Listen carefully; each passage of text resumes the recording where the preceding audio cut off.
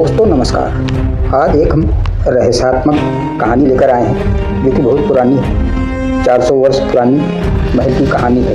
तो दोस्तों रहस्य की तरफ बढ़ते हैं, देखते हैं क्या होता है। राजस्थान की अमरावती पर्वतमालाओं के बीच बसे बूंदी नगर में एक महल है, बादल महल। ये महल लगभग 400 वर्ष पुराना है, परंतु इसके दीवारों में आज भी एक ऐसा रहस्य छिपा है जिसे जानने की कोशिश करने वाला अब तक या तो पागल हो गया या फिर रहस्यमयी ढंग से गायब हो गया। कहते हैं जब रात के तीसरे प्रहर में बूंदी की हवाएं करवट लेती हैं तब इस महल की दीवारें खुद बातें करने लगती हैं। बूंदी रियासत के राजा वीर सिंह देव ने 16वीं सदी में इस महल का निर्माण करवाया था। ये महल चित्तौड़गढ़ और कोटा के बीच पहाड़ी की ऊंचाइयों पर बना है, जहाँ से दूर दूर तक के बादल नजर आते हैं। इसी कारण इसका नाम पड़ा बादल महल। लेकिन इसके साथ जुड़ी घटनाएं और रहस्य इतने विचित्र हैं कि सामान्य लोग इसके पास जाना भी पसंद नहीं करते। पहला रहस्य, अनसुना संगीत। कहा जाता है कि जब बादल महल का निर्माण हुआ तो राजा वीर सिंह देव की सबसे प्रिय रानी रत्नावती को यहाँ का वातावरण बेहद भाया। वो अक्सर रात के समय महल की ऊंचाइयों में बैठकर बीड़ा बजाती थी। उसकी बीड़ा की धुन इतनी मधुर थी कि पूरा नगर रुक जाता था। लेकिन एक दिन राज दरबार में ईर्ष्यालु दरबारी ने रानी की बीड़ा में जहर लगा दिया। जब रानी ने बीड़ा के तार छुए तो उसका प्राणांत हो गया।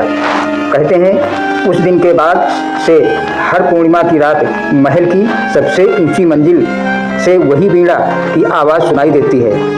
कई पुरातत्व अधिकारी और शोधकर्ता इसे जांचने आए, परंतु रिकॉर्डिंग मशीन वहां ठीक से चल ही नहीं पाई। बिजली के उपकरण अपने आप बंद हो जाते हैं और हवा में अचानक ठंडक भर जाती है। दूसरा रहस्य, अनदेखा कक्ष। बादल महल के उत्तर दिशा वाले हिस्से में एक दरवाजा है जो सदियों से बंद है। कहते हैं कि इस दरवाजे के भीतर मृत आत्माओं का कक्ष है। 1820 में अंग्रेज अधिकारी कर्नल हेस्टिंग्स ने इस दरवाजे को खुलवाने का आदेश दिया था। जैसे ही दरवाज़ा खोला गया, भीतर से इतनी तेज हवा निकली कि मसाले बुझ गई और 3 सैनिक वहीं बेहोश होकर गिर पड़े।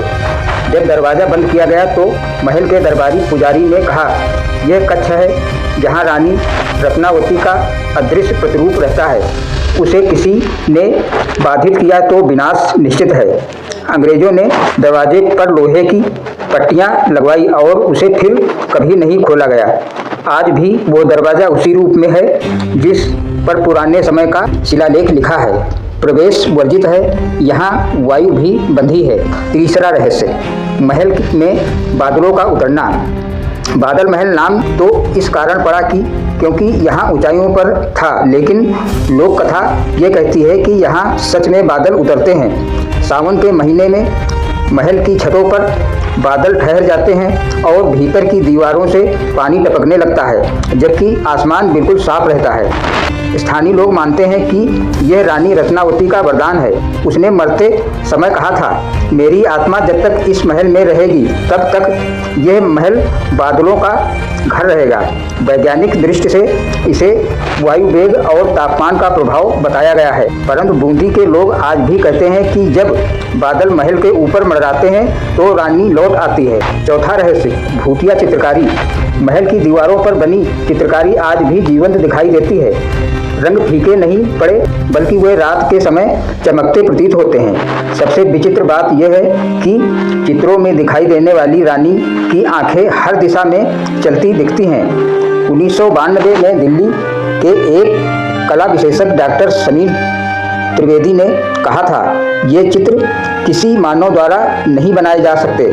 इसमें प्रयुक्त रंग साधारण नहीं है। उन्होंने अपनी रिपोर्ट में लिखा कि इन चित्रों में उपयोग हुआ रंग ऐसा है जो आधुनिक युग में भी नहीं मिलता।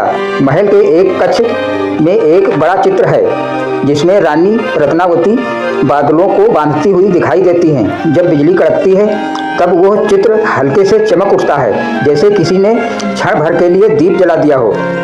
पांचवा रहस्य, पहरेदार की मृत्यु। सन 1968 में भारतीय पुरातत्व सर्वेक्षण विभाग ने महल में रात के समय सुरक्षा के लिए एक पहरेदार रखा। नाम था रघुनाथ सिंह। पहले 2 दिन सब सामान्य रहे, पर तीसरे दिन सुबह वह पहरेदार मृत पाया गया।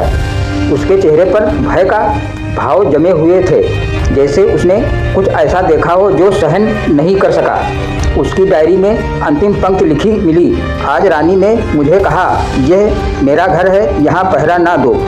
और फिर सब अंधकार हो गया।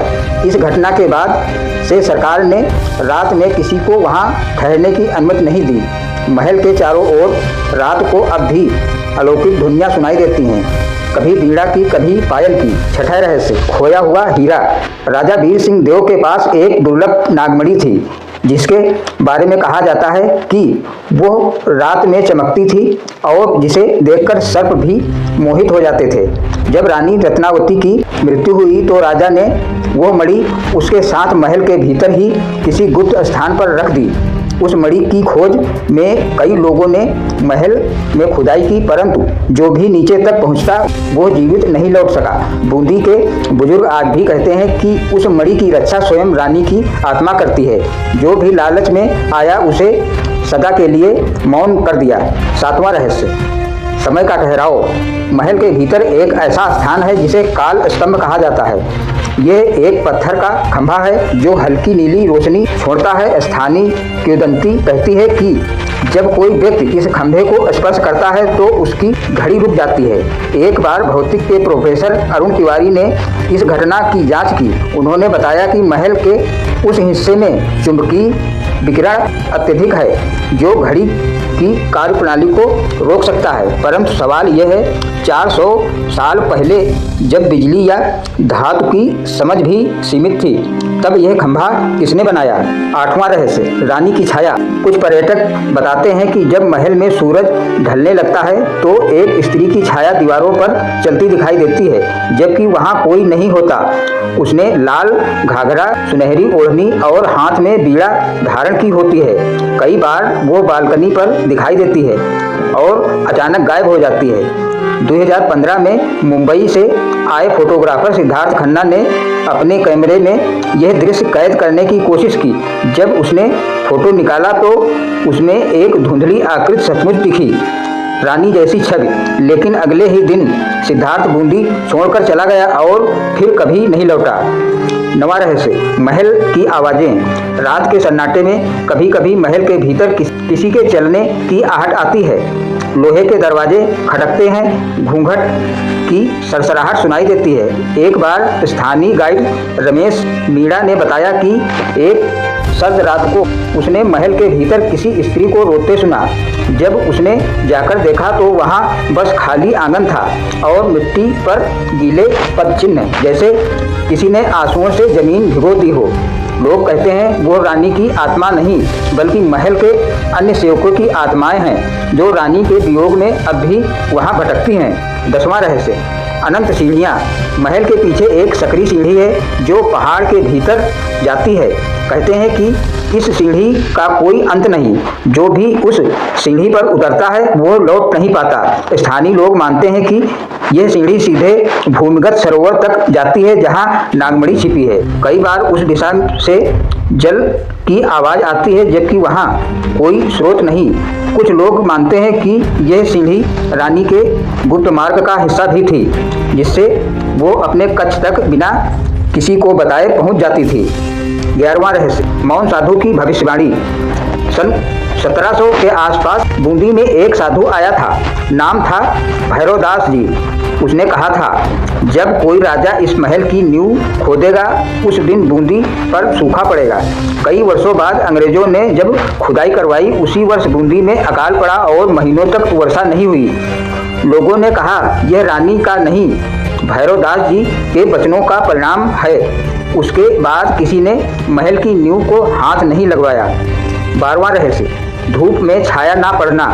महल के एक विशेष कक्ष में जब सूरज की किरणें पड़ती हैं तो दीवारें उजली होती हैं पर व्यक्ति की छाया नहीं बनती।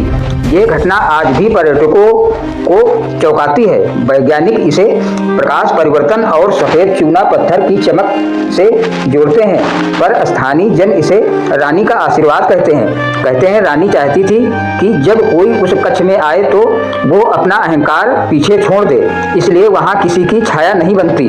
13वां रहस्य, आत्माओं का नृत्य। सावन की रातों में जब बूंदी में बादल गरजते हैं तो कई ग्रामीणों ने देखा कि महल की छत पर सफेद वस्त्रधारी परछाइयां नृत्य करती हैं। पायल की झनकार और बीड़ा की धुन एक साथ सुनाई देती है। जो भी उस दृश्य को देखने गया उसने कहा वहाँ डर नहीं था, बस एक दिव्यता थी, जैसे कोई आत्माएं खुशी मना रही हों। 14वां रहस्य, बंद दीवार के भीतर स्वर।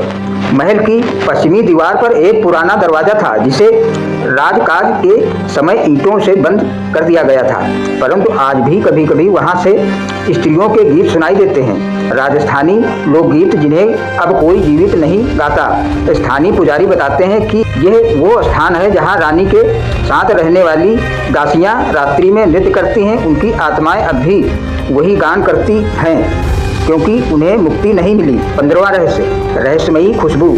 महल में प्रवेश करते ही हल्की सी चंपा और केवड़े की सुगंध महसूस होती है। ना कहीं फूल रखे होते हैं, ना किसी ने अगरबत्ती जलाई होती है। ये सुगंध अचानक आती है और उतनी ही रहस्यमय ढंग से गायब हो जाती है। बूंदी के वृद्ध कहते हैं ये वही खुशबू है जो रानी के कक्ष में बसती थी। जब रानी प्रसन्न होती है तब ये महक आती है। अंतिम रहस्य, अमर आत्मा का वचन। कहानी है कि जब रानी रत्नावती की मृत्यु हुई तो उसने अंतिम श्वास में कहा, जब तक बादल इस महल को छूते रहेंगे तब तक मैं यहाँ रहूंगी। जो इस महल को भुलाएगा वो अपने जीवन में सुख नहीं पाएगा। शायद यही कारण है कि बूंदी में आज भी कोई भी परिवार बिना नमस्कार किए बादल महल के पास से नहीं गुजरता। लोग मानते हैं कि रानी अब भी अपने महल की रक्षा करती है, कभी धुंध बनकर, कभी संगीत बनकर, कभी कभी बादल के रूप में। कहते हैं बादल महल सिर्फ एक इमारत नहीं, एक जीवित आत्मा है। इसके पत्थरों में प्रेम, विश्वास और वियोग का वो संगीत गूंजता है जो 400 वर्षों से अनवरत बज रहा है। जो इसे सुन लेता है वो जीवन भर उस स्वर्ग से मुक्त नहीं हो पाता, क्योंकि बादल महल के भीतर आज भी रानी रत्नवती की आत्मा बीड़ा बजाती है और बूंदी की हवाएं उसी स्वर में झूम उठती हैं। तो दोस्तों ये कथा कैसी लगी कमेंट करके हमको बताइए। सुनने के लिए बहुत बहुत धन्यवाद।